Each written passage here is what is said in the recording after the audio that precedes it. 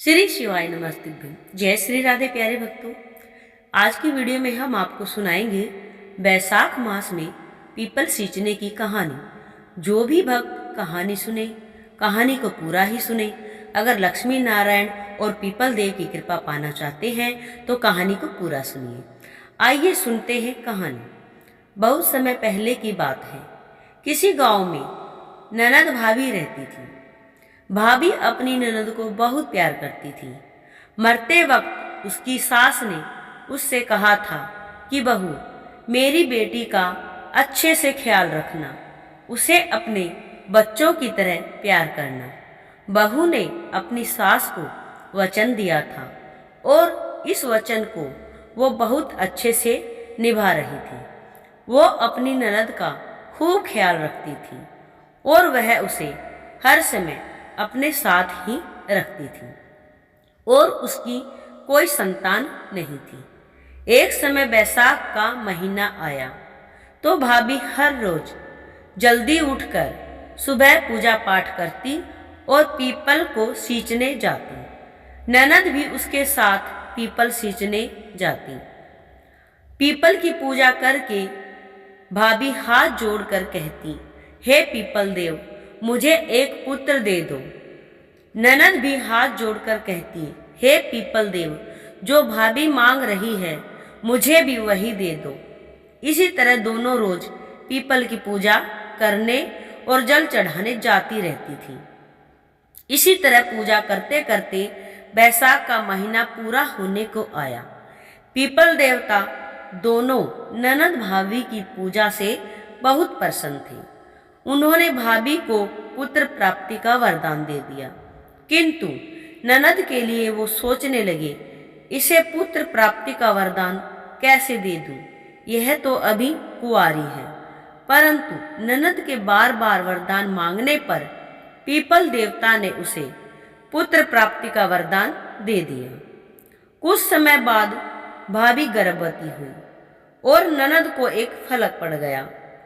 9 महीने बाद भाभी को एक पुत्र प्राप्त हुआ और ननद को उस फलक से एक पुत्र प्राप्त हुआ। जब भाभी ने ननद के पास वह बच्चा देखा तो वह बहुत परेशान हो गई और चिंतित हो गई। भाभी के पूछने पर ननद उसे पीपल देव के वरदान के बारे में सारी बात बता देती है। भाभी के कुछ समझ नहीं आ रहा था कि वह अब क्या करे, क्योंकि अगर किसी को भी यह बात पता चली तो वह बहुत बदनामी के डर से क्या करेगी, क्योंकि ननद कुंवारी है और गांव में यह बात किसी को पता न चले। भाभी को अब कुछ समझ नहीं आ रहा था कि अब वह क्या करे। कुछ देर तक वह सोचती रही।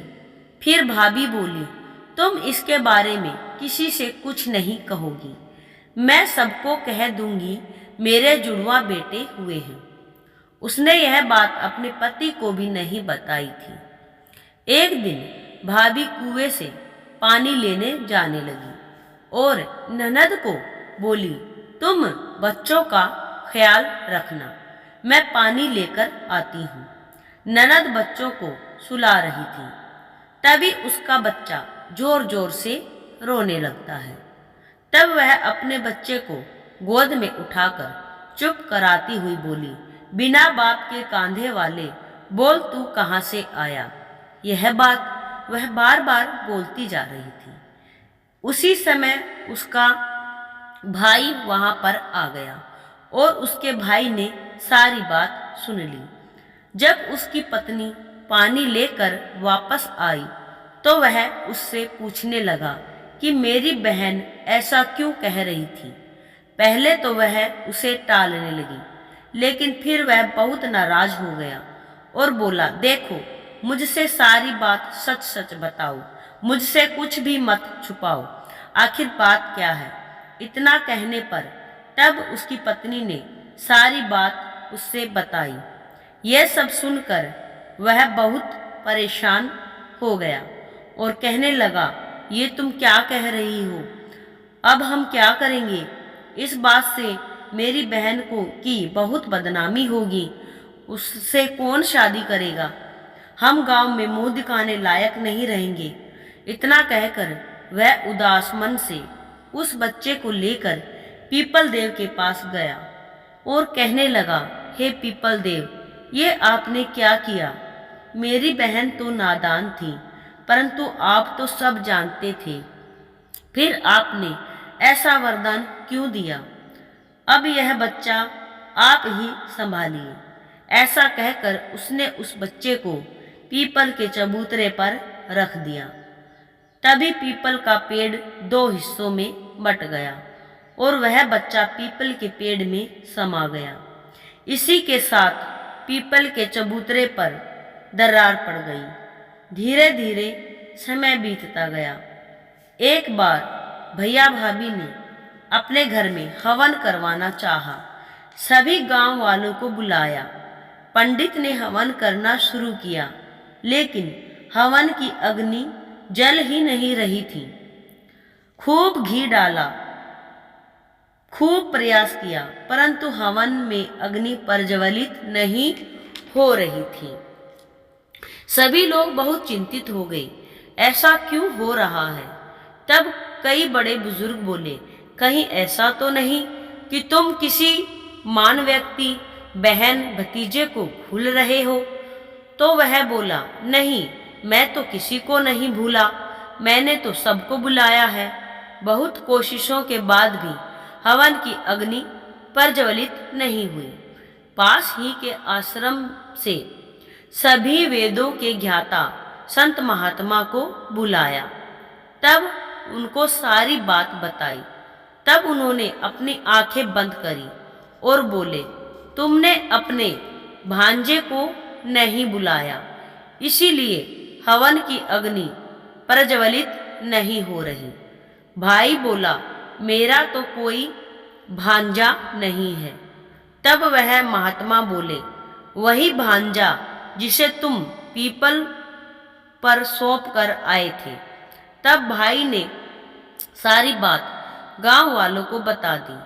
तब गांव वालों को सब बात पता चली तो गांव वाले बोले, इसमें तुम शर्मिंदा क्यों होते हो? यह तो सब पीपल देव का आशीर्वाद है, पीपल देव की कृपा है। तब सभी गांव वाले उसके भैया भाभी सहित ढोल नगाड़ों के साथ पीपल देव के पास गए और प्रार्थना करने लगे। तभी पीपल का पेड़ फिर से दो हिस्सों में बट गया और पीपल के पेड़ से वह बच्चा बाहर आ गया। सभी गाजे बाजे के साथ उस बच्चे को घर लेकर आए और तभी फिर से हवन शुरू किया और हवन की अग्नि प्रज्वलित हो गई और उसकी लो खूब प्रज्वलित हो गई।